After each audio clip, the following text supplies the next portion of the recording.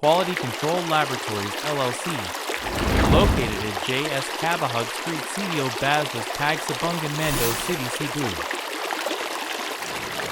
Ang boring log ay ang pangunahing talaan ng halos bawat geotechnical exploration at nagbibigay ng detalyadong talaan ng ang gawaing isinagawa at ang mga natuklasan ng pagsisiyasat. Ang field log ay dapat na nakasulat o nakaprint na nababasa at dapat panatilihing malinis gaya ng praktikal. Ang lahat ng naangkop na bahagi ng mga log ay dapat kumpletuhin sa field bago matapos ang field exploration. Ang iba't ibang uri ng mga form ng pagbabarena ay ginagamit ng iba't ibang ahensya.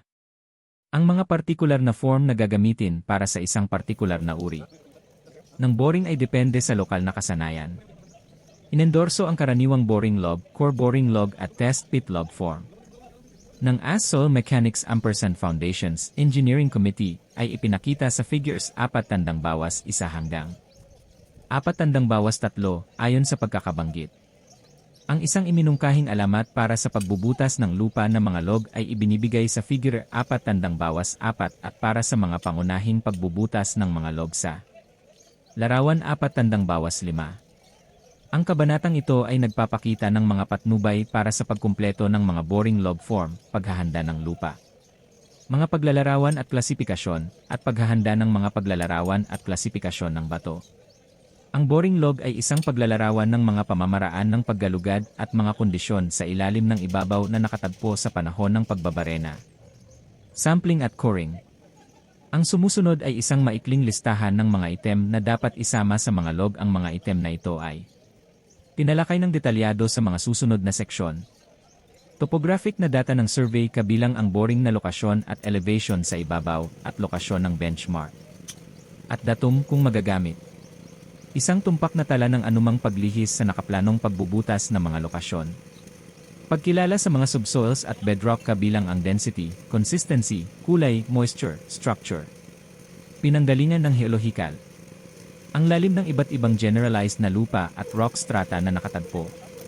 Uri ng sampler, depth penetration, at recovery.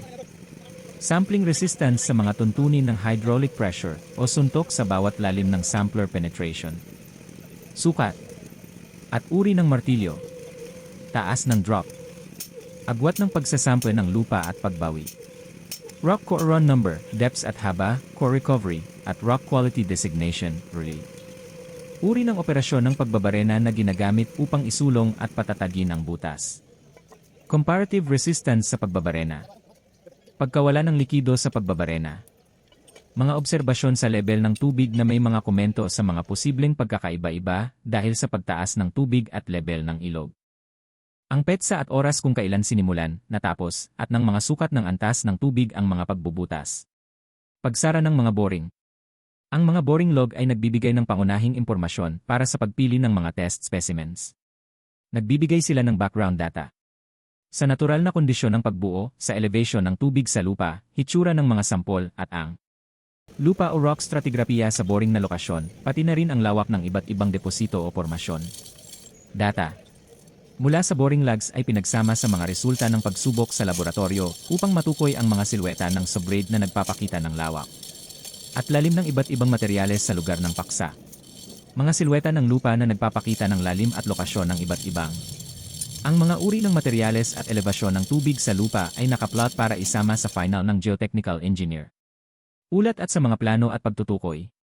Ang mga detalyadong pagbubutas ng mga tala kasama ang mga resulta ng mga pagsubok sa laboratorio ay kasama sa teksto ng ulat. We are open from Monday to Saturday. For more info, please contact us. Thank you for watching.